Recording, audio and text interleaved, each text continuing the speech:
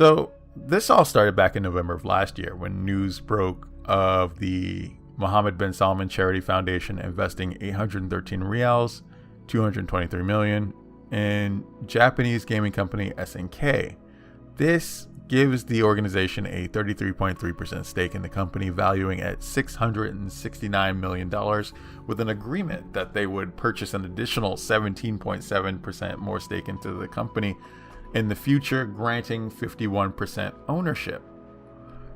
According to GameDevelopment.biz, this investment was made through a wholly owned subsidiary referred to as the Electronic Games Development Company, which has previously worked on game development and training programs that has led to Saudis visiting Japan. But at the time of recording, very little information has been presented on this other than the related articles that I'm sourcing. Now, this in itself is what has people concerned. Obviously, the Crown Prince Mohammed bin Salman is a very controversial figure. While he has been lauded by supporters for the changes and reforms in Saudi Arabia, he has also been criticized for the 2015 Saudi Arabian-led intervention in Yemen, which was called a humanitarian disaster by some and a genocide by others. Additionally, bin Salman is also the subject of a documentary titled The Dissident, which alleges that he had given the order to assassinate journalist Jamal Khashoggi in 2018. Now, according to this recent news, that allegation may be true, but honestly, I am indifferent on the revelation because 1, nothing ultimately will be done about it, and 2, I would love to see Twitter tough guys and Reddit tough guys get off of social media and try to bring this man to justice. Because fuck y'all, I ain't catching a level 3 Relento Super for some fucking clout.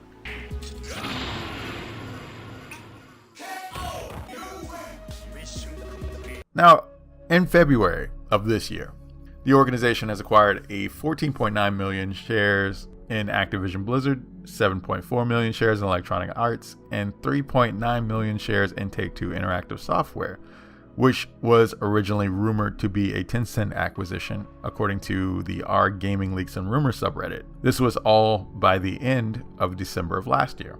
Now, this doesn't exactly place them in majority position of influence within the company. The minority stake does give them some form of seat at the boardroom table, and that's even if the current shareholders agreed to that via majority vote. To further clarify, because people tend to not understand the role that investors do play in a corporation, let's get our hands dirty and get into that. Firstly, a corporation is a business that sells shares of stock to the investors, and stockholders eventually become owners of that company. However, stockholders generally do not have control over the day-to-day management decisions or business decisions of the company. Rather, investors can influence management indirectly through the executive board. This could be, say, through exerting pressure on board members or management through votes and majority decisions.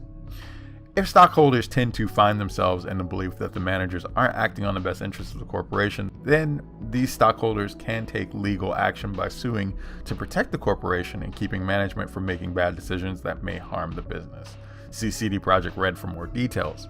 If managers of a business have enough shares, they can also be appointed as executive boardroom members, which do have a direct say in business decisions, but that is kind of the true point of concern here.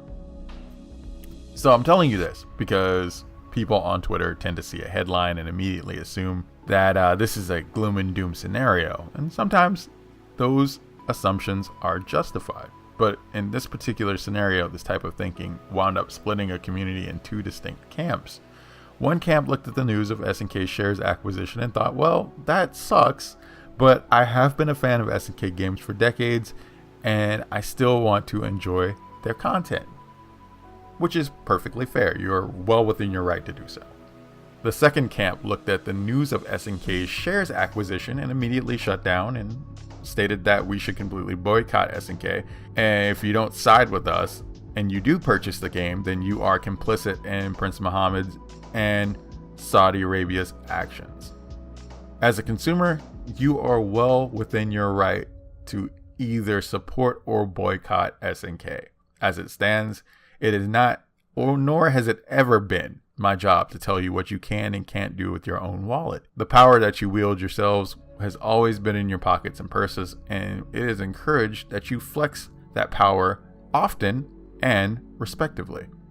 However, I do have an interesting question that I want to address to the latter camp, which apparently got some people entirely in their feelings when I did pose that question.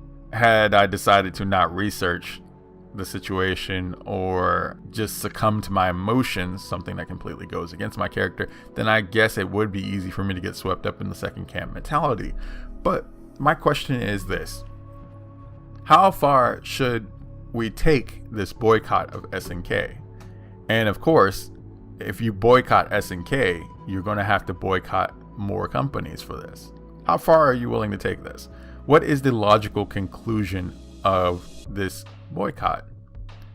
Now, if I have to quote unquote grow up and not get bamboozled by a quote unquote shiny new video game, such as the King of Fighters 15, then should I myself just go back to my 20-something previously bought games in the SNK library and toss them in the trash as well? What about the few EA games I owned before I already boycotted the company because I completely abhor their business practices? What about the few Blizzard and Activision games I owned in the past?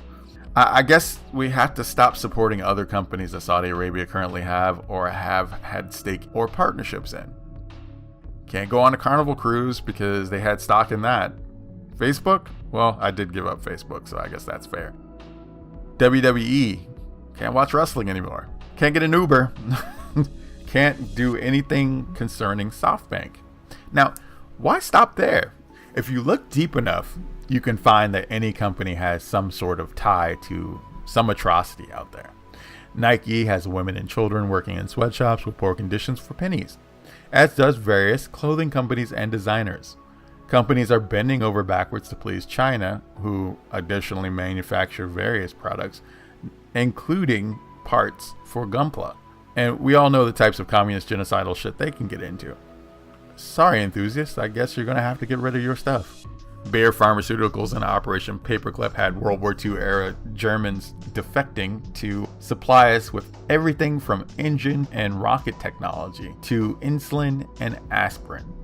Volkswagen and Hugo Boss have ties to the Nazi regime as well, as does NASA, because NASA is a byproduct of Operation Paperclip. So to all you hipsters and SJWs who were preaching about punching Nazis a few years ago, if you're wearing NASA shirts right now, you have my permission to knock yourselves out. What I'm saying is this. This business of abandoning everything in your personal life for this strive for moral excellence will eventually have you either going mad, becoming incredibly unhappy with your lives, or walking the streets naked, because everything you own has some form of evil tangentially tied to it. If the situation changes in SNK and the shares surpass 51%, yes, that is still very concerning. But ultimately, the shareholders are now in an interesting position. One, they have to actually combat with the existing shareholders to get any form of influence beyond outwardly buying the company. Two, they have majority influence over the management of the company, but also have to look out for the best interests of the company or else risk losing money on their investment. Now, the main reason why Saudi Arabia is investing in video games right now is because they need to diversify their economy due to the oil price decline, which is both the result of COVID-19 and countries redirecting their oil distribution methods away from them. Sabotage might not be in their best interests, but of course that is something we will have to see in time because stranger things have happened. But in the meantime, boycott whatever you like. But let's not forget that a boycott is an action justified by a personal choice, one that not everyone is going to be on board with. I tend to fight my battles in my own way, hence the wallet axiom. Wallet stays open, wallet stays closed. The determining factors for this depend on a case-by-case basis, which sometimes can incredibly be complicated by moral conflicts, of course, but that's part of being a smart consumer. Or maybe that's just a stance from an under 100 view ponder with enough integrity to understand that things just aren't black and white, and maybe I want to base my decisions on more than just a bad take and a Kotaku retweet.